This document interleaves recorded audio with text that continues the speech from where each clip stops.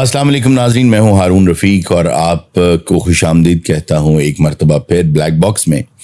आज मेरे साथ जो शख्सियत मौजूद हैं वो बड़ी शख्सियत इसलिए नहीं है कि वो बहुत मशहूर हैं, वो बड़ी शख्सियत इसलिए भी नहीं है कि वो हर वक्त ख़बरों में रहते हैं, और वो बड़ी शख्सियत इसलिए भी नहीं है क्योंकि वो उम्र में बड़े हैं। वो बड़ी शख्सियत इसलिए हैं कि मैंने बहुत से लोगों को पढ़ रखा है, डेल कार्नेगी से लेकर अब तक पढ़ते चले आ रहे हैं, सुना भी है लोगों को। लेकिन ये वो शख्सियत है कि जब कोई बात करते हैं तो इनके 100 जुमलों में से 40 जुमले ऐसे ज़रूर होते हैं जो मुहावरे बन जाने चाहिए, जो कोटेशंस बन जानी चाहिए। लेकिन हमारा एक अलमिया भी है कि हम गौर कम करते हैं जब कोई बोल रहा हो, हमें तसल्ली से सुनना चाहिए वो क्या कह रहा है। आपका असल तारुफ ये है कि अल्लाह ताला ने इनके क़ल्ब में जो सयाही भरी है उससे जो निकलता है वो शानदार होता है, चाहे वो शायरी हो, चाहे वो नगमा हो, गज़ल हो, कुछ भी हो। और उसके साथ साथ ड्रामाज लिखते हैं, फिल्म्स लिखते हैं, और पाकिस्तान के one of most expensive writers हैं और बर्रे सगीर के चंद टॉप के राइटर्स में से हैं। तो मेरे साथ अस्सलाम वालेकुम कहते हैं। अस्सलाम वालेकुम खलीलुर रहमान कमर। वालेकुम अस्सलाम। आपका बहुत बहुत शुक्रिया, आप तशरीफ़ लाए। My pleasure being with you. Thank you very much. I admire you a lot. हम आपसे सीखते हैं बहुत कुछ, ख़ास तौर पे मैं। सबसे पहले मुझे ये बताइए कि आप जब गुफ्तगू करते हैं तो ज़ाहिर है फ़न गुफ्तगू का आपके पास इसलिए भी है कि कलम में ताकत है, पढ़ रखा है लोगों को। सबसे गहरा आपके ऊपर, मतलब सबसे गहरी छाप किस राइटर की है? किसी राइटर किसी की नहीं है। और अगर आप मुड़ के देखते हैं पीछे तो किसको ऐसा पढ़ा कि लौ लग गई दिल में? कुदरतुल्लाह शहाब को। वाह, शहाबनामा। उनकी एक ही किताब पढ़ी मैंने, कम उर्दू पढ़ी जिंदगी में। अच्छा मैंने उर्दू सुनी ज्यादा, अच्छा। क्योंकि मैं लाहौरिया था। हाँ, लाहौरियों के एक्सेंट का प्रॉब्लम होता है। तो मुझे इतनी समझ आ गई कि किताब पढ़ने, किताब जो है वो आपको कुछ भी सिखा सकती है, तलफ़ुज़ नहीं सिखाती। वाह, बहुत खूब। तो फिर मैं अच्छे लोगों को सुना करता था, मैं सुनने वाला बहुत अच्छा था। वाह। तो किताबें कम पढ़ी मैंने। फिर मेरे यहाँ कुदरत की तरफ से ऑब्जर्वेशन का जो एक ना ख़त्म होने वाला का सिलसिला था, मैं चीज़ों को बड़ा एनालिटिकली ऑब्जर्व करता था, वो हमेशा रहा। और जब मैं फाइनली दोबारा लिखने का वक्त आया बैंकिंग छोड़ने के बाद, तो फिर वो ऑब्जर्वेशन मेरे काम आए। अच्छा, ये बहुत बड़ा फैसला नहीं था या बहुत सोच समझ के किया? मैं जब रिजाइन करके आया था बैंक से, तो मेरे घर में जिस तरह रोना पीटना हुआ था, मैं कभी कभी मिसालतन कहा करता हूँ कि हो सकता है कि मेरी मैयत पर इतना रोना ना हो। ओह, इतना, यानी उनको बुरा लगा कि आपने एक I was a wonderful officer, wonderful executive, फिर अर्निंग was very good। हालांकि जब मैंने रिजाइन किया तो I was earning 4 times bigger than that, लेकिन नहीं, वो जो ग्रीन नंबर प्लेट वाली गाड़ी थी ना, वो उनको बड़ा हॉन्ट करती। अच्छा, हमारे मुल्क में ना एक परसेप्शन मैनेजमेंट का बहुत ख्याल रखा जाता है। आप परसेप्शन मैनेजमेंट, मैंने ये देखा, ये मेरी ऑब्जर्वेशन है ना, आई कैन बी रॉन्ग, आप परसेप्शन मैनेजमेंट पे ज़्यादा ध्यान नहीं देते। आप कहते हैं बी ट्रांसपेरेंट, आप जो हैं जैसे हैं वो यही हैं, टेक इट और लीव। मुझे सबसे ज़्यादा नफरत है कि जो आप हैं वो नज़र नहीं आते। मैं अच्छा बुरा जो भी हूँ, परसेप्शन मैनेजमेंट, देखिए परसेप्शन पे मैनेजमेंट पे बात पे आते हैं, यहीं से तो ट्रैवल करते हैं परसेप्शन मैनेजमेंट के ऊपर। मेरे यहाँ एक चीज़ बड़ी डिसाइडेड थी कि मुझे सिर्फ मेहनत करनी है, जाना कहाँ है इसका इशारा वहाँ से होगा। अच्छा, तो जब इशारा होता था फिर मैं कुछ नहीं सोचता था, सिर्फ मैं बिस्मिल्लाहिर्रहमानिर्रहीम कहता था और शुरू हो जाता था। वाह।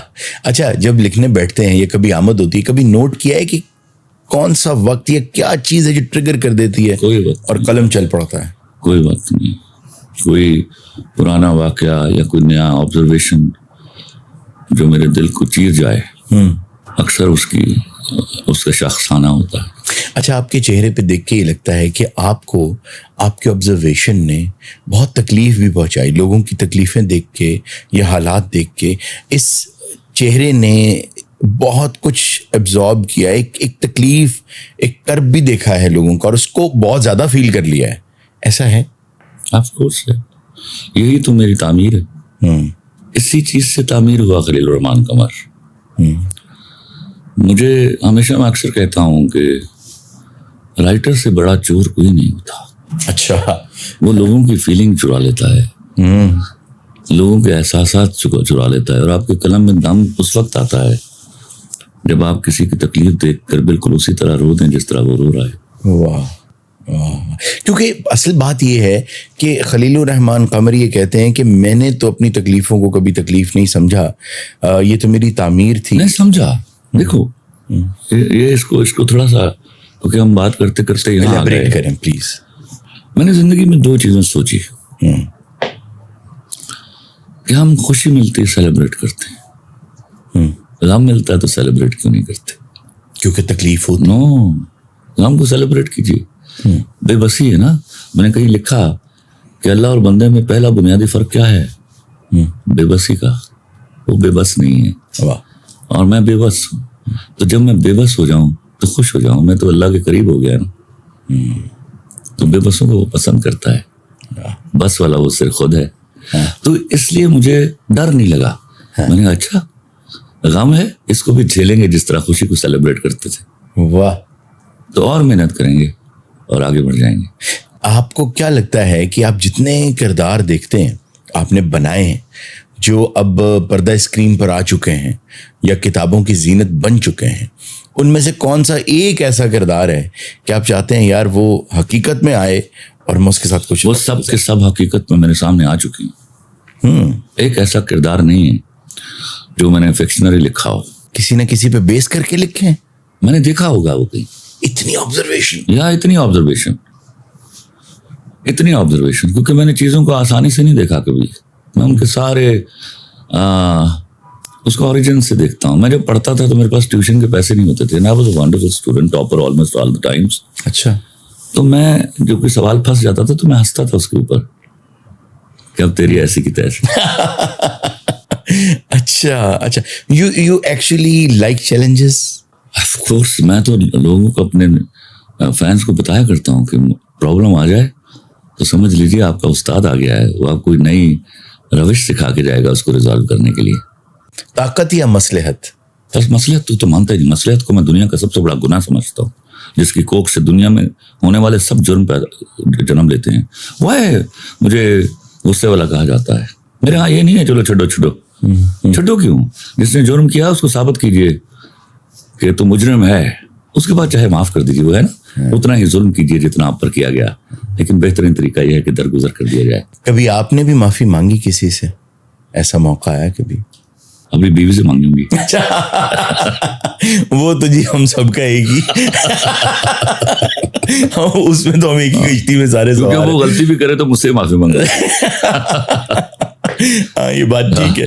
अच्छा, बचपन में आपने कौन सा ऐसा किरदार देखा जिस किरदार को अभी तक आप चाहते हैं कि मैं लिखूं लेकिन लिख नहीं पाए? नहीं, ऐसा नहीं है। मैंने जितने किरदार देखे वो मेरे पास हैं। जो नहीं लिखे वो लिखे जाएंगे, जो लिख दिए उनका हक अदा कर दिया। अच्छा, मुझे ये पता चला कि आप 20-25 मिनट में गाना लिख देते हैं? नहीं, 20-25 मिनट में लिख नहीं देता। 2 मेरे बड़े मशहूर गाने जो हैं, सबसे ज्यादा मशहूर, वो 25-25 मिनट में हुए हैं। एक तो तेरी आंखों की दरिया, दूसरा फकत मेरे दिल से उतर जाइएगा, ये मेरे पास तुमों का ओएसटी था। ये भी 25 मिनट में लिखा गया। अच्छा, वाह। तो बाज़ का तो ऐसा भी हुआ कि मैं आवृत्त का शायर नहीं हूँ। ओके। मेरा एक मिसरा हो गया 3 साल पहले, कोटली में था, आजाद कश्मीर में उस वक्त। अच्छा। कि 2 कदम दूर थे हम और सफर कितना था। 2 कदम दूर थे हम और सफर कितना था। और 3 साल इसका अगला मिसरा नहीं हुआ। तो मैं लाहौर आया, मैंने डिस्ट्रीब्यूशन सेरेमनी में जाना था institute of bankers of Pakistan. तो अपने दोस्त मिर्जा इकरामुल्लाह के घर एंटर होने लगा, उसने जब भी डाल तो मुझे दूसरा मिसरा आ गया। अच्छा। मिर्जा फटाफट तो कागज लेके आ। तो दूसरा मिसरा मैं पहले मिसरे के साथ पढ़ता हूँ। 2 कदम दूर थे हम और सफर कितना था, वाह, एक दरिया के किनारों के सबर जितना था। अरे वाह वाह वाह, बहुत खूब, बहुत खूब। किस शायर को ज्यादा पढ़ा है आपने? जिसने भी अच्छा लिखा उसको पढ़ा है। अच्छा। और वैसे अगर अभी आप कोई नाम ऑफ द कफ जहन में आए कि यार फला शायर बहुत अच्छे? जॉन एलिया को पसंद करता हूँ। जॉन एलिया को पसंद? उनका मूड मेरे जैसा है। हाँ, ये दुरुस्त है। लेकिन सॉरी, मेरा मूड उनके जैसा है। हाँ, चलिए कर लीजिए। अच्छा, बात यह है कि जैसे मैंने अपने इंट्रो में कहा कि मैंने आपको बहुत सुना और मैं आपको वन ऑफ दोज पीपल समझता हूँ जिनसे मैंने बहुत कुछ सीखा। आपके जुमले, आपके डायलॉग्स, आपके अल्फाज, आपकी शायरी, उसका जो सौती आहंग, उसका बैलेंस, उसका मीटर, वो सब चीज़ें बहुत देखी हैं आपकी मैंने। और मैं ये समझता हूँ you are one very impressive personality. लेकिन आपके गुस्से की वजह से बहुत से लोग आपसे नाला नाला दिखते हैं कि यार वो बड़ा गुस्सा बहुत करता है। मैं ये भी नहीं कहूँगा कि मेरे लिए दुआ कीजिए कि मेरा गुस्सा खत्म हो जाए। क्यों? क्योंकि जिस दिन मैं खत्म होऊंगा मेरा गुस्सा खत्म होगा। इसलिए मैं आपको एक बात बताऊं जी, गुस्सा मसलहत पसंद और मिसने लोगों में नहीं होता। ठीक। और ना मैं मिसना हूं ना मैं मसलहत पसंद हूं। If I am wrong I am wrong, if I am right then I am right.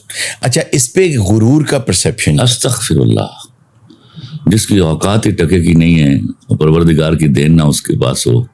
मैं सिर्फ बददियानत लोगों से गुस्सा करता हूं। आप अपना काम कीजिए, ना हो सके काम दयानतदारी से कीजिए। काम होना, मुझे बन के मत दिखाइए। समझे आप? अगर आपको नहीं आ रहा मुझसे पूछिए, जो मुझे आता है और मुझे अल्लाह के फजल से अल्लाह ने दिया हुआ है। मुझे बन के ना मत दिखाइए कि आपने वहां। लेकिन देखिए, आप जैसे कहते हैं कि मेरे स्क्रिप्ट में कोई तब्दीली नहीं होगी का की, इसलिए कि मेरा स्क्रिप्ट अल्लाह की तरफ से आता है, तो मैं तो मुहाफिज हूं उसका। तो वो लोग भी तो अल्लाह ने पैदा किए हैं, कोई एक आधा जुमला जो अल्लाह ने पैदा किया हुआ है वो कभी भी चेंज नहीं करता उसको। उसकी क्या जरूरत है? अच्छा, नाराजी कितनी जल्दी आ जाती है आप में? मैं उससे भी नाराज हूं, मैं उससे भी नाराज हूं। हाँ, तो मैं रखता नहीं दिल में ना। बाज़ बात ऐसा होता है कि जिनके साथ मैं बहुत शदीद नाराज होता हूँ, अगले साल उनकी माफी तलाफी हो जाती है। अच्छा, हो जाती है? हाँ। अच्छा, न्यूमरस एग्जाम्पल्स हैं, लेकिन कुछ जगह ऐसी हैं जहाँ बड़ा ही कोई ऐसा स्टांस था जिस पर मैं कोई बकवास सुनना नहीं चाहता था। ठीक। तो वहाँ जरा माफी कम है मेरे पास। अच्छा, आप जिस तरफ इशारा कर रहे हैं, क्योंकि नॉर्मली अपने पॉडकास्ट में मैं कोई भी कंट्रोवर्शियल बातें नहीं करता, because I don't like it. मुझे लगता है कि ये आप एक कचरा बेचते हैं, तो कचरा नहीं बेचना चाहिए। कचरा ही बिक रहा है मोस्टली। जी होगा। लेकिन मैं तो वैसे ही ऑन दोज लाइंस आप मुझे अपना ये स्टांस बताएं कि हमारी बहनें, बेटियां, हमारे मुल्क की जितनी ख़वातीन हैं, उनको ऐसा क्या करना चाहिए कि यहाँ पर आप भी जानते हैं, मैं भी जानता हूँ कि ख़वातीन जो हैं वो अभी भी अपना सही मकाम हासिल नहीं कर पाई। उसकी रीजन क्या करें तो हमारे अब्बा हैं। अच्छा। सबसे पहले, फिर उनके गंवार, ज़हनी तौर पर गंवार भाई। ठीक। हमने बहुत अब भी आज भी देखिए आप, बड़ा थोड़ा एरिया आपका जो अर्बन एरियाज में है, आपके अब्बा की आज भी बरादरी, पग और अपनी ज़बान पर बेटी ब्याहने का जो वतीरा है वो दम तोड़ने के लिए तैयार नहीं है। और आप माशरे में इतना बड़ा बिगाड़ पैदा करते हैं जब लड़की को उसकी मर्जी से नहीं ब्याहते। मर्जी का मतलब हरगिज़ ये नहीं है कि लड़की ज़रूरी अफेयर में हो, लेकिन लड़की को कोई पसंद आ सकता है जब रब ने इजाज़त दी है कि उससे पूछ के। और हम रात को अचानक, वो सोई हुई है, उसको जगाती है उसकी माँ कि तेरे अब्बा ने कोई बात करनी है। वो आती है गिड्डें साफ करती हुई, और उसको अब्बा बताते हैं कि मैंने तुम्हारे फलां कज़न के साथ तुम्हारा रिश्ता तय कर दिया है। And she looks at her mother, और वो मुंह पे उंगली रख के बताती है, ना अब्बा जी ज़बान दे आए। तो आपकी एक टके की ज़बान पर एक लड़की के 50-55 साल की ज़िंदगी दाव पर लग जाती है। ये इसने वो इंतशार पैदा किया है मेरे माशरे में, क्योंकि अब्बा मानने के लिए तैयार नहीं है। लड़कियां, हमारी मोस्टली लड़कियां जो हैं वो रो पीट कर डोली बैठ जाती हैं। लेकिन एक बात याद रखिए, औरत अपने साथ किए हुए जुल्म का इंतकाम लेती है। अच्छा। और उसके इंतकाम लेने के लिए उसको तलवार और बंदूक की जरूरत नहीं है, वो तो बेरुखी के एक वार से मार देती है। वाह वाह। हाँ। तो वो प्रॉब्लम्स हैं। हमने घर बेच के, जमीनें बेच के लड़के पढ़ाए। लड़कियां हमारे सेकेंडरी इंपॉर्टेंस रही हमेशा। ख़वातीन ऐसा क्या करें कि ये सब खत्म हो? उनको अपने घर के अंदर फाइट करनी चाहिए। अच्छा। देखो, बाप होता है, गलत सोच रहा होगा। जी। आप भूखे रहिए, रोइए, ये वाला जो बदला है अपने शौहर से मत लीजिए। हाँ, ठीक। जो आपके भाई और आपके बाप ने किया। और मैं आज भी इनके किसी का गुस्सा किसी पे मत निकालिए। असल में भुगत के तो वहां से आई होती है ना वो। और लड़की को एक नापसंदीदा शख्स के साथ ब्याना, उसको ये दल्लागिरी है, उसको एक रेप के लिए आप हवाले करते हैं किसी मर्द के। रेप डिफाइन कैसे करते हैं? वाह, when she doesn't want it, yes, और आप जबरदस्ती करें। या तो ये वाली चीज अगर बापों की और भाइयों को समझ नहीं आएगी, आप देखिए ना, मोस्टली इट हैपेंस, माँ बाप को पता चलता है कि बेटे का अफेयर चल रहा है तो उनके ब्लश आता है, मुस्कुरा के बात करते हैं। बिल्कुल, जो ही पता चलता है बेटी का अफेयर है तो वो पुरानी पग्गे जो कभी उन्होंने पहनी नहीं वो ट्रंक से बाहर निकल आती हैं। अच्छा, आप ये बिल्कुल, आपने ये बिल्कुल दुरुस्त कहा। मैं एक बड़ा आसान तरीका है इसको, अपनी बहनों से और बेटियों से दोस्ती कीजिए। ठीक, अल्टीमेट दोस्ती, वो आपका सर कभी नहीं झुकने देंगे। वफा और हया जो है मर्द की औकात नहीं है, वो औरत से सीखता है जितनी भी उसके पास होती है। आप तो अच्छी खासी खवातीन की एडवोकेसी कर रहे हैं। मैं तो देखिए ना, परसेप्शन क्या जाती है, क्या वजह है? मैं हर एक को, मतलब क्या वजह है, क्या क्यों जाती है? मैं हया और वफा के बगैर औरत दिखने वाली स्पीशीज को औरत नहीं कहता ना। अच्छा, एक और चीज बड़ी, और उसका एक बड़ा लॉट डेवलप हो गया हुआ। जी हाँ, वो तो बोलेगा मेरे खिलाफ, वो मैं कभी नहीं मानने वाला। औरत की पहली खूबसूरती उसकी हया और वफा है, वो नहीं है तो मैं उसको खूबसूरती के जुमरे में नहीं लाऊंगा। आपकी बातें सुन के, आपको देख के मुझे एक बात याद आती है कि किसी के घर में फौतगी हो गई, उसके वालिद दुनिया से चले गए, तो जो नहलाने वाला आया उसने उनको नहलाया, मैयत को नहला के लवाहिकीन से कहने लगा कि मुझे बहुत अफसोस हुआ उन्हें नहला के, कि उनके जिस्म पर, उनके चेहरे पर कोई निशान नहीं था। तो उन्होंने कहा कि इसमें पशेमानी की क्या बात है, परेशानी की क्या बात है? तो उसने कहा बात यह है कि इनकी जिंदगी में कुछ ऐसा आया ही नहीं जिसके लिए कभी लड़ सके। कभी लड़े ही तो मुझे नहलाने वाला ऐसी बात नहीं करेगा। ये एग्जैक्टली। अल्लाह ताला आपको लंबी जिंदगी दे। अल्लाह सबको लंबी जिंदगी दे। अल्लाह के बाद मौत पर अटल ईमान है मेरा। जी हाँ, ये बात तो दुरुस्त है। ये तो हमारा लाइसेंस टू डेथ है। हम जो सांस ले रहे हैं, पैदा होते ही हम तो मौत की तरफ जा रहे हैं। उधार की जिंदगी मिलती है, उधार की जिंदगी जीते हैं। मैं तो हैरान होता हूँ मरने वाला, मौत के करीब आना। हमेशा चाहता हूँ अल्लाह सब अपनी एक जायज उम्र जी कर। जी हाँ, जी हाँ। लेकिन मरने से डरते क्यों हो? आपने कोई एप्लीकेशन दी थी कि मुझे पैदा करो?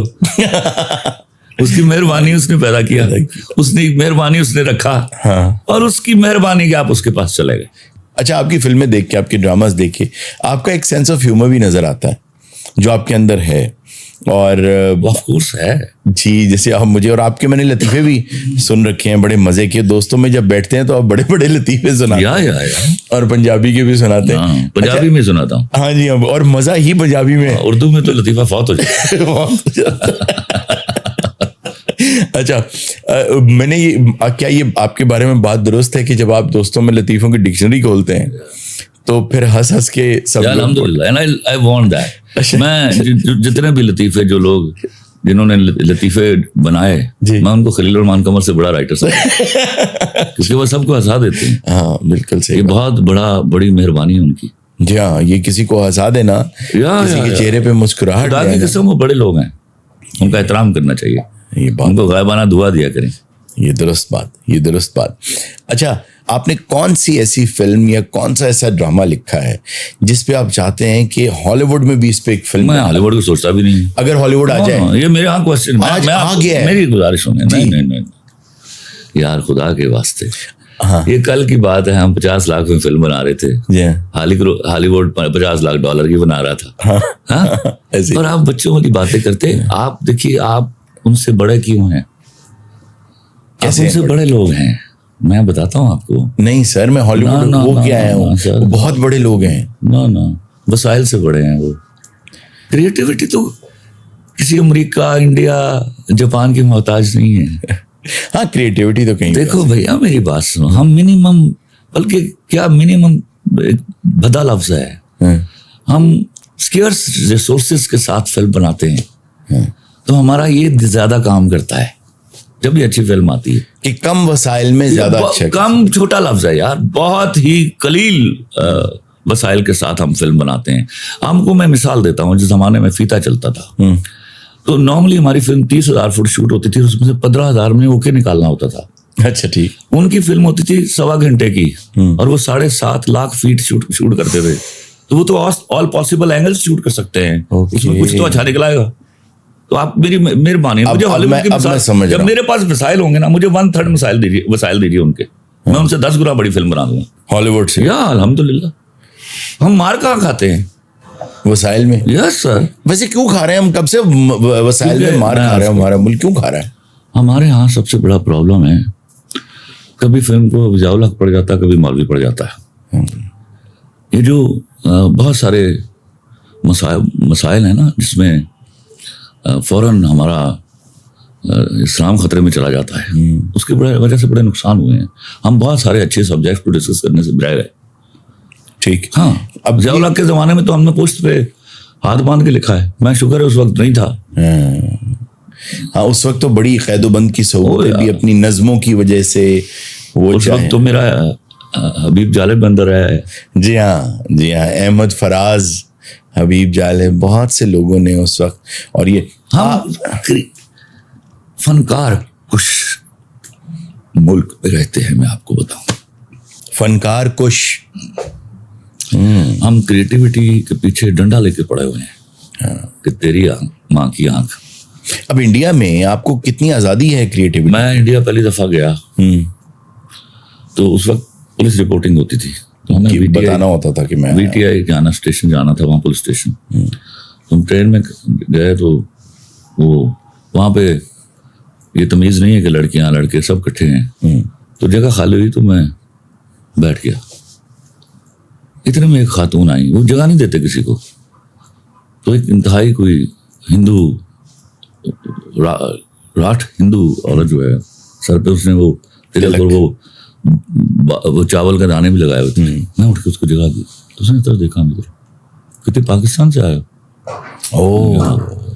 कहते क्या करते हो? मैंने कहा मैं टेलीविजन फिल्म राइटर हूँ। तो देयर वाज एन अनाउंसमेंट कि there is a writer in the train, everybody stood up. ये कदर है। आप यकीन कीजिए, मैं वहाँ इंडस्ट्री में जब लोगों से मिलता हूँ, अदब का जो हाल है, बेअदब जिंदा नहीं रहा करते। और किसी मुल्क की, किसी कौम के मरने की निशानी क्या होती है? वहाँ अदब मरने लगता है। ये निशानी, सिम्पटम है उसकी, याद रखिएगा। रिस्पेक्ट और कर्टसी मरना शुरू हो। रिस्पेक्ट छोटा लफ्ज है, अदब एक और चीज है। रिस्पेक्ट को तो ट्रांसलेट करते हैं हम, कभी अच्छे लफ्ज भी ट्रांसलेट होते हैं। वाह वाह, यानी ये जो अदब है इसमें रिस्पेक्ट से और भी बढ़ के चीजें। बड़ा छिछोरा लफ्ज है यार वो तो। हम I respect you, I love you, अब बदनाम जमाना लफ्ज है। अच्छा, अब तो उसमें ना वो उसकी कैफियत भी बाकी नहीं रही। नहीं बिल्कुल नहीं। अब तो उसका वो मजा भी आई लव यू का या किसी का बाकी नहीं रह गया। पूरी हलवा हो गया, पूरी हलवा हो गया, उसको इस्तेमाल कर करके हर जगह करके। अच्छा, ऐसा कभी हुआ हो, कोई ऐसा फैन मिला हो कि अभी तक याद हो यार की बंदा सी एक ही कह गया है? इस वाकई का मोहम्मद रानी को भी पता है। एक दफा मैं क्या हुआ, शूटिंग पे था, मोहम्मद राना में बैठे हुए थे, मेरा सीरियल चला दिल्ली के बांके। ठीक। तो मेरे जो फैन होते हैं जज्बाती होते हैं। ठीक। वो एक्टरों की तरह के फैन नहीं होते। ठीक। तो ही वो ऑलमोस्ट शिवरिंग आया मेरे पास, अस्सलाम वालेकुम सर, सर खलीलुर रहमान कमर सर, बांकी के दल्ले।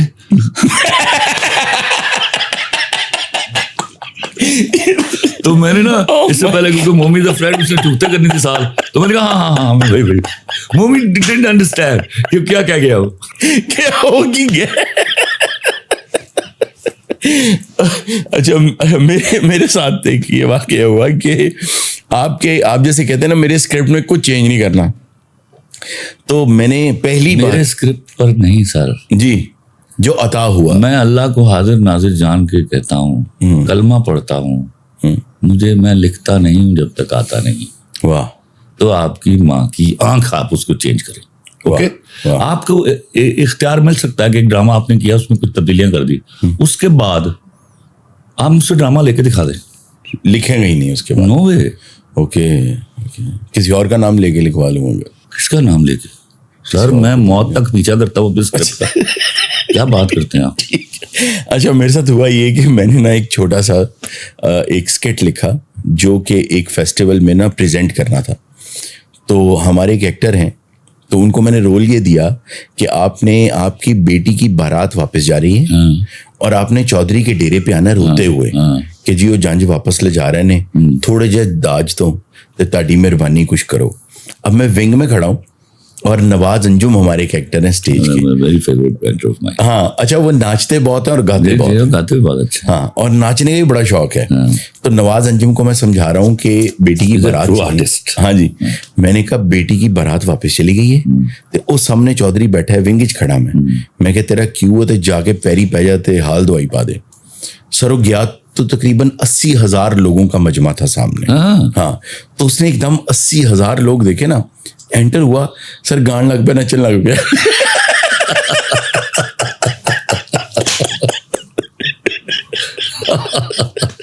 तो आप सही कह रहे हैं कि कई दफा आपने कुछ और सोचा होता है लेकिन उसको बदल के कुछ और कर दिया जाता है। अच्छा, आप देखो मेरी, अगर आप स्क्रिप्ट पढ़े ना जी, मैं भी उनको लिखने के बाद पढ़ता हूँ। वाह, ठीक, मैं तो वो बड़ी थिन लाइन के ऊपर ट्रेवल कर रहा होता है कॉन्सेप्ट। ठीक, उसको जरा सी आप अपनी खामखा की डायरेक्शन बीच में डालेंगे, बर्बाद हो जाएगा। जब मेरी अपना प्रोडक्शन हाउस था और कोई और डायरेक्टर था तो मैं सर पे खड़ा होकर शूट कराता था। फिर I used to explain to the actors कि this is actually the psyche of the scene, this is the essence, this is what is being said through this, you know. जब किसी औरत या मर्द को देखते हैं, किसी भी शख्सियत को देखते हैं, सबसे पहले शख्सियत की क्या चीज आपको मुतासिर करती है? उसकी गुफ्तगू और उसका थीसिस, देखने में नहीं कुछ भी। और अगर अभी गुफ्तगू ना हुई हो तो मैं बिल्कुल कोई जज नहीं करता। अच्छा, देख के लिफाफे कपड़ों पे बिलीव नहीं है मेरा। हैं? कपड़ों पे बिलीव नहीं कि कपड़े जो है कितने महंगे पहने हुए हैं। अच्छा, पहने, मैं ये देखता हूँ अंदर आदमी कितना महंगा है। Just kidding. नो, मैं हमेशा देखता हूँ बिफोर, आप जितने मर्जी महंगे कपड़े पहना है, ठीक, until you talk to me I'll never judge you। हाँ, जब तक वो खिड़की नहीं खुलेगी। अच्छा, एक और बात, महंगे कपड़े कभी सस्ते लोगों को महंगा नहीं बनाते। वाह, ये जुमलाबाजी कहाँ से सीखी है, कैसे आई है? Gifted। नहीं, ये बता दें, ऐसे ना करें, किसी और ने भी सीखना होता है सर। मैं आपको एक बात बताऊं, आप जो ही प्रॉपर बैगिंग में जाते हैं ना, मैं इसलिए एक मोतबर बैगर हूं कि मैं मांगता उससे हूं, तो वो मिलता है आपको। I always bag. तेरी दहलीज से आगे ना सवारी जाए, तेरी दहलीज से आगे ना सवारी जाए। अच्छा, देखें, अगर कोई बच्चे आपको देख रहे हैं, क्या अच्छा मिसरा है। ये कुछ ऐसे था कि पाँव ही काट ले अगर भीख नहीं दे सकता, तेरी दहलीज से आगे ना सवारी जाए। मोहम्मद कासमी साहब पे नाते शेर मुझे कम पसंद आते हैं, असली अक्सर शिरक होता है उनमें। कैंची को मारता हूँ मैं, इसको ऑन करता हूँ सर, मुझे नहीं। अहमद नदीम कासमी का साहब का एक शेर है, महलो ईवान से गुजर जाता है चुपचाप नदीम, वाह, दर मोहम्मद का जब आए तो सदा देता है। वाह वाह वाह वाह, क्या बात है, बहुत खूबसूरत है। अच्छा, एक और शेर है, मैं चाहूँगा कि उसकी ताबीर आप करें। वो शेर ये है, यहाँ लिबास की कीमत है आदमी की नहीं, मुझे गिलास बड़ा दे शराब कम कर दे, गुरूर उस पे बहुत सजता है मगर कह दो इसी में उसका भला है, गुरूर कम कर दे। इस पर मैं जवाब देता हूँ जी। तुम वादा करो शान से दफनाओगे मुझको, तुम वादा करो शान से दफनाओगे मुझको, मैं तेरी कसम पूरे तकब्बुर से मरूंगा। अरे वाह वाह वाह, बहुत खूब, बहुत शानदार, क्या बात है। उसी बहर में आपने सुनाया, उसी मीटर में सुनाया, क्या बात है। मेमोरी का राज क्या है ऐसी कि इतनी ऑब्जर्वेशन है और वो सारी सेव भी की हुई है। अब ये भी मत कह दीजिएगा हता है, कुछ सिखा भी दिया करें किसी। मैं, अच्छा, इस पे मैं सिखाता हूँ आपको। जी। मैं कोटली आज़ाद कश्मीर में था, ठीक, नशे बैंक में पोस्टिंग थी नई, तो मैंने एक आर्टिकल पढ़ लिया लॉस ऑफ मेमोरी के ऊपर। तो मुझे लगा मैं लॉस ऑफ मेमोरी का शिकार हूँ। ओके। तो एक दिन परेशान हुआ। मैं उन दिनों बहुत सारे लोगों को पढ़ाया भी करता था और मैं पढ़ाने के कभी पैसे नहीं लेता था। ठीक। और मैं अल्लाह से दुआ करता था, या अल्लाह मैं कभी किसी से पढ़ाने के पैसे ना लूं। वाह। तो मैं इसमें फिर मैंने बैठ के सोचा, एक दिन बैठ के ना, मैं 10 दिन इस बात का शिकार रहा कि क्या भूलता हूं मैं अपना पर्स भूल जाता हूं, मैं अपने चाबियां भूल, कफलिंग भूल जाता हूं, चाबियां भूल जाता हूं,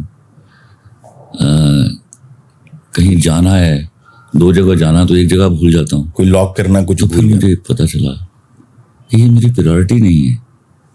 जो चीज़ आपकी प्रायोरिटी होती है वो आपको नहीं भूलती। उस वक्त मैं बैठा सिर्फ ये सोच रहा था, मैंने FSC प्री मेडिकल की थी, biology was my favourite subject. तो मैंने कहा मैं तो बगैर पढ़े उसको पढ़ा सकता हूँ आज भी। वाह। तो फिर मेरा मेमोरी लॉस कैसे है? बिकॉज ये चीज़ें मेरी प्रायोरिटी नहीं है। जी आप अपने घर वालों के रिश्तेदारों के नाम नहीं भूलते, हाँ, नहीं भूलते। खुसूसन वो जो लाइक या जिन्होंने आपको जख्म दिए होते हैं। जी हाँ, दोनों को नहीं भूलते। दोनों नहीं भूलते।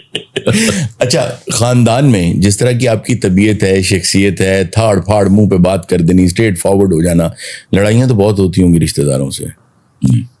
कभी नहीं हुई? कभी नहीं कहा मुंह पे कि भाई साहब यार तुसी सलामी देती है? नहीं, मैं देखो, अगर मुझे किसी से लड़ना क्यों? सर आप बाकायदा लड़ते हैं। अब मैं समझाता हूँ जी। क्योंकि वो मेरी कम्युनिटी को कुछ नहीं कह रहे, मुझे कह रहे हैं। अच्छा ठीक है, ठीक है। जिनसे लड़ा हो ना वो मेरी कम्युनिटी पर असरअंदाज हो रहे थे। जात पे नहीं लड़ते आप? ना, मुझे कोई कुछ कह जाए और वो सिर्फ मेरे पर्सन से पर्टेन कर रहा हो, मैं चुप करके चला जाऊं। अच्छा। कभी मुझे राहगीरों से लड़ते हुए देखा? मेरे यहाँ कोई सवाल नहीं है कि मुझे आगे पीछे 3 दफा मैं खड़ी गाड़ी को ठोक गया। ठीक है। तो उन्होंने मुझे कहा सॉरी, और उसके बाद मैंने मुड़ के देखा भी नहीं, ये भी नहीं देखा डैमेज कितना हुआ। वाह। I am this kind of a guy. मुझे रास्ते में कोई बुरा भला कह जाए, नॉर्मली नहीं कहते, मेरा नहीं ख्याल में लड़ूंगा। अपने बच्चों को गाड़ियां लेके दी तो उनको कुरान पे हाथ रखवाया कि बेटा कोई गाड़ी मार देना आपकी गाड़ी को और आप सेफ हैं तो कुछ नहीं कहना उसको। कोई भी घर में चाहे उसके पास पुरानी भद्दी गाड़ी है, लेकिन वो मारने के लिए नहीं निकला हुआ, नहीं कोई गलती हो गई उससे। वाह। तो मेरे यहाँ तो कोई ना। तो आप फिर एक बात मुझे बताएं कि आप ऐसे जुमले बोलते हैं कि मैंने बहुत बड़ी बात कही कि इनको तो कोटेशंस में आना चाहिए ऐसे जुमलों को, तो लोग करते हैं। गुस्से में क्यों नहीं है? गुस्से में आप कहते तेरी ऐसी दी क्या? देखिए मैं आपको बताऊं, अगर चीज मुझ पर असरअंदाज कर रही है, आई एम फॉरगिवर। ओके। अगर चीज मेरी कम्युनिटी को असरअंदाज कर रही है, सर वहां पे बड़ा जालिम आदमी हूं। आपके बाद पाकिस्तान का सबसे बड़ा राइटर कौन है? मैं ये एक बात अर्ज कर दूं, क्रिएटिव लोगों को कभी बड़ा छोटा मत कहिए। ठीक है। वो काम ये ज्यादा मशहूर होते हैं बस। वाह वाह वाह। तो बहुत अच्छे राइटर हैं मेरे यहाँ। आपको ड्रामा लिखवाना हो? उमैरा अहमद बहुत अच्छी राइटर है। फायदा इफ्तिखार बड़ी अच्छी राइटर हैं। ठीक। उनका अक्सर नाम भूल जाता हूँ मैं। कौन सा ड्रामा दिल करता है काश मैंने लिखा होता है? उमराव जान अदा। वाह। उमराव जान अदा। और एक मैं चाहता हूँ one who was our hero of Punjab, Bhagat Singh. Okay. और मुझे दुख होता है कि हमने जिस जगह उसको फांसी दी गई उसका नाम शादमान चौक रख दिया है। ये बहुत बड़ा अलमिया है। जी हाँ। ये मत सोचिए वो किस मजहब को बिलोंग करता है, ये देखिए कि उसने उस वक्त के यूनाइटेड हिंदुस्तान के लिए कितनी बड़ी कुर्बानी दी हुई है। बहुत बड़ी कुर्बानी थी। तो वी मस्ट अप्रिशिएट दैट। हमें उन्हें सेलिब्रेट करना। यस। अच्छा, अगर खलीलुर रहमान कमर गायब हो जाए एक दिन के लिए, आपको इनविजिबल कर दिया जाए, पहला काम एक दिन के लिए हुआ था। अच्छा नहीं हो तो ठीक है। अब वो 6 महीनों से गायब है। अच्छा, अगर एक दिन के लिए गायब हो जाएं, या चलें आपके पास 1 हफ्ता है, खलीलुर रहमान कमर क्या करेंगे? अपने दोस्तों के साथ ताश खेलूंगा। नहीं, गायब से मुराद आप इनविजिबल हो गए हैं। इनविजिबल हो? हाँ, कोई देख नहीं सकता। खुदा की कसम, चंद वो लोग तो बड़े मेरे टारगेट पर हैं जिन्होंने जिसने मेरे मुल्क को नुकसान पहुंचाया। उस दिन अगर वो मर जाए, उस दिन अगर वो मर जाए तो समझो खलीलुर रहमान कमर ने मारा है। ठीक बिल्कुल ठीक। आपका जो गाना था तेरी आंखों के दरिया का, उसके बाद एक और उसी से मिलता जुलता एक और भी काम हुआ, एक और भी वो उसने ज्यादती की थी। मैं आपको बताऊं, मेरा दोस्त है। हाँ, बड़ा जिगरी दोस्त है। अच्छा, उसने वो उनकी बेवकूफी थी। क्या? वो जो एक दूसरा गाना उन्होंने किया जी जी जी जी जी जी वो नहीं करना चाहिए था। अच्छा। उससे मुझे फर्क नहीं पड़ता था, उनको फर्क पड़ता था। हाँ, उनका कैलिबर नहीं है। हाँ, उन्होंने ये नहीं करना। नहीं, कभी बात हुई इस बारे में? नहीं, मैंने कुछ नहीं कहा इस बारे में। मेरा वो बड़ा अजीज दोस्त है। हम बड़े वो जो जिन लतीफों की बात करते हैं वो उसकी महफिल का भी हिस्सा है। ठीक। लेकिन आप सियाणा कहाँ हमेशा गूंते डिगते गलती हो जाती है। ठीक। हमसे क्या गलती नहीं होती। हाँ। तो गलतियां हो जाती है। That was the mistake he committed. अच्छा। मुझे वो जाती तौर पे अच्छा नहीं लगा था उनका, क्योंकि इससे मुझे कुछ फर्क नहीं पड़ता था, उनको फर्क पड़ता था। उनकी शख्सियत, या उनकी शख्सियत को वो आप एक ऐसा uncrossable landmark for the time being set कर चुके हैं। तो ये आप ही दौड़ के अपने आप को हरा देना doesn't look nice। कल्ले दौड़ के रेस फिर भी पीछे आ जाना। अच्छा दैट्स गुड। अच्छा मुझे ये बताइए कि अगर आप, वो जो सवाल था मेरा, वो सवाल ये है जो मैं सबसे किया करता हूँ और आपके लिए बड़ा पर्टिनेंट है, वो ये कि अगर आज एक ख़त लिखवाऊँ आपसे खलीलुर रहमान कमर को, जो किसी वक्त कॉलेज में था, और आज वाला खलीलुर रहमान कमर, कॉलेज वाले खलीलुर रहमान कमर को एक ख़त लिखे, उसमें क्या लिखे? उसमें सिर्फ एक जुमला लिखूंगा। क्या? सुनो खलीलुर रहमान कमर, अगली दफा भी जन्म लिया तो खलीलुर रहमान कमर बनना। अरे वाह, कुछ चेंज नहीं करना पूरी जिंदगी में, कुछ मुड़ के पीछे देख के कुछ बदलना नहीं है। माजी देखो, हमेशा उस चीज के बारे में सोचते हैं जिसको आप बदल सकते हो। माजी को बदल नहीं सकते आप, तो उसके बारे में सोचना क्या? कोई चेहरा ऐसा है जो आज भी दिल में सब्त है, याद है, अब देखता होगा कि बड़े बदनुमा चेहरे हैं, याद हैं, लेकिन उनकी बदनुमाइयां माफ करता हूं। वाह, आज देखते होंगे, बड़ा कुछ देख चुके हो। अच्छा, कभी किसी, वो तो उस वक्त देख चुके जब खलीलुर रहमान कमर वाइस प्रेसिडेंट था पंजाब में। अच्छा, वो उस वक्त ही देख चुके थे। अच्छा, मुझे अच्छा नहीं लगता किसी को पछतावे की हालत में देखना। अल्लाह सब पे मेहरबानी करे। आमीन। इश्क कितनी बार हुआ जिंदगी में? इश्क होता ही एक दफा है। ठीक, जिंदगी में ये जुमला बाज आ जाइए इससे। अच्छा, मोहब्बत सिर्फ एक बार होती है। अच्छा, आदमी दूसरा तीसरा चौथा होता है। ये जरा एक्सप्लेन करें इसको, जरा एलैबोरेट। मैं अभी बताता हूँ। आपको सैंपल बनाते हैं। आप याद कीजिए अपनी 14-15 साल की उम्र, याद किया, आपको पता चला मेरे अंदर मोहब्बत है जो आपने किसी को देनी है। ठीक, उससे मंसूब आदमी नहीं था, लड़की नहीं थी। ठीक, फिर आप सोचने लग गए वो ऐसी होगी, हाँ, वो ऐसी नहीं होगी, हाँ, वो बात ऐसे करती होगी, बात ऐसे नहीं करती होगी, उसके बाल ऐसे होंगे, उसकी आंखें ऐसी होंगी, ठीक, वो ऐसा चलती होगी। बिल्कुल ठीक। वन फाइन मॉर्निंग जब आप ये सब कुछ कर रहे होते तो आप मुसव्विर नहीं होते जो कैनवस पे तस्वीर बना सकें, लेकिन वहां आप मुसव्विर होते हैं। आप अंदर एक तस्वीर बना लेते हैं। ठीक, उस तस्वीर से मुशाबत रखता एक शख्स आपको टकराता है जिंदगी में और आप समझते हैं ये वही है। अरे वाह, तो मोहब्बत आपको किसने दी? आई गेट इट, अल्लाह ने। हाँ, अल्लाह ने दी। चुना किसने? आपने। तो आप चुनने में गलती कर सकते हैं। वाह वाह, चुनाव में गलती हो जाती है। ये एक और जाविया है। अच्छा, आप बहुत मुख्तलिफ जाविये जो हैं वो आपके होते हैं चीज़ों के बारे में, जैसे ये जाविया नहीं है, लेट मी डाई दिल से, it is the universal truth. बहुत खूब। अच्छा, मैंने बहुत मर्तबा आपसे, जैसे एक मर्तबा आपने ये भी, जब हम एक वो बात आपस में कर रहे थे तो आपने कहा कि मैं ये नहीं कहता कभी भी कि अल्लाह खैर करे। अल्लाह तो हमेशा खैर करता है, तो ज्यादती उसके साथ। मैं ना ये कहता हूँ अल्लाह रहम कर, अरे भाई वो हर वक्त रहम करता है, उसका तो तारुफ ही है। कुरान का उन्वान इंसान है, हाथ मिला रहा है, बिस्मिल्लाह रहमान रहीम, शुरू करता हूँ अल्लाह के नाम से जो बड़ा मेहरबान और निहायत रहम करने वाला है। उसके बाद क्या चाहिए आपको?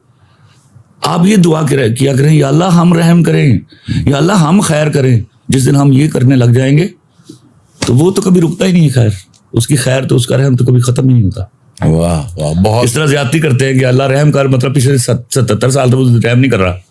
हाँ, नौजुबिल्लाह। दुरुस्त बात। ये कि देखें ना, मुख्तलिफ जाविया है। अच्छा, आप जैसे हर वक्त, या अगर शौक है यही कहने का तो हमेशा ये कहते हैं या अल्लाह मजीद रहम कर दे। ये उसकी शान, हाँ, ये उसकी शान का जुमला ये है। This is one way to say कि तू मजीद रहम कर, मजीद रहम। मैं मगलूब हो गया हूँ, तू मुझ पे मजीद रहम कर दे। मगलूब को छोड़े कहिए मैं बेबस, ये बात पसंद है उसको कि मेरे सामने कोई बेबस। यस, वो पसंद ही बेबसों को करता है। अच्छा एक बात बताएं, बस राइटर वालों की तो ऐसी की तैसी। अच्छा राइटर जब लिख रहा होता है तो आप एक मर्द हैं, आपने सारी जिंदगी एक मर्द के तौर पे गुजारी, लेकिन राइटर को लिखना पड़ता है एक औरत का पर्सपेक्टिव भी। अच्छा फिर आपने जब अभी इसमें तकरार हो जाएगी, लेकिन मैं जुमला कहूंगा, अगर मैं औरत को नहीं जानता तो फिर औरत भी अपने आप को नहीं जानती। व्हाट अ स्टेटमेंट, बहुत खूब। मुझे याद है मैंने जब बंटी आई लव यू लिखा, तो अल्लाह लंबी जिंदगी दे सुल्ताना आपा को जी, तो 5 इसके एपिसोड हुए। तो मैं और हुमायूं साहिब गए होते उनके यहाँ मीटिंग पे, ठीक तो मैं और मोमना दुरैद और हुमायूं साहिब बैठे होते, इतने में आप आई, ठीक। उन्होंने आके चपत मारी मेरे पीछे। उन्होंने 5 एपिसोड पढ़ लिए हुए थे। कितनी बात सुने खलील, तो औरतों को हमसे ज्यादा कैसे जानता है? ओ तो मैंने कहा आपा ये नहीं बताऊं। कहती क्यों? मैंने कहा इस तरह आपको भी पता चल जाएगा। अच्छा मेरा सवाल भी यही था कि आपको बच्चों का भी लिखना है। जब एक फिल्म है तो उसमें बच्चे भी हो सकते हैं, कहानी है उसमें बच्चे भी हो सकते हैं, औरतें भी हो सकती हैं। आप रूमी नहीं देखा मेरे पास तुम होगा? जी बिल्कुल। बच्चा नहीं तो कैसे कैसे लिख लेते हैं? कुछ सिखा दें। अब ये ना कह दीजिएगा ये भी ऊपर से ही आता है, कुछ तो सिखा जाएं। जिस दिन मैं ये कहूंगा ना कि ऊपर से नहीं आता, हाँ खलील रहमान का कमर रेत उगलने लग जाएगा। ओह, यानी फिर नहीं सिखाना? नहीं, आप सीखिए ना, ये सब कुछ है ना। मैंने कहा मैं मांगता हूं। ठीक। भिखारी को 17वें ग्रेड से ज्यादा लोग शो से पैसे मिलते हैं। तो मैं वो भिखारी हूं भाई। अच्छा यानी हम मांगते हैं तो आपको मिल वो जाता देता है सर, मुझे वो देता है। अपने ताज़ा कलाम में से कुछ अता करते हैं। हाँ बिल्कुल ताज़ा जी। आखिरी बार मिलो चाय के ढाबे पे वहीं, आहा, आखिरी बार मिलो चाय के ढाबे पे वहीं, हमने यादों के कई नक्श जहां छोड़ दिए हैं। वाह वाह। आखिरी बार मिलो चाय के ढाबे पे वहीं, हमने यादों के कई नक्श जहां छोड़ दिए हैं। हर मुलाकात की दरगाह पे बताएं जाकर, आहा, हर मुलाकात की दरगाह पे बताएं जाकर, हमने रिश्ते वो हमारे यहाँ तोड़ दिए। अरे वाह वाह वाह वाह। आखिरी बार मिलो, तेरी कसमों का ना वादों का हवाला दूंगा, तेरी कसमों का ना वादों का हवाला दूंगा, ना ये पूछूंगा कि अब तर्क के ताल्लुक क्यों है। वाह।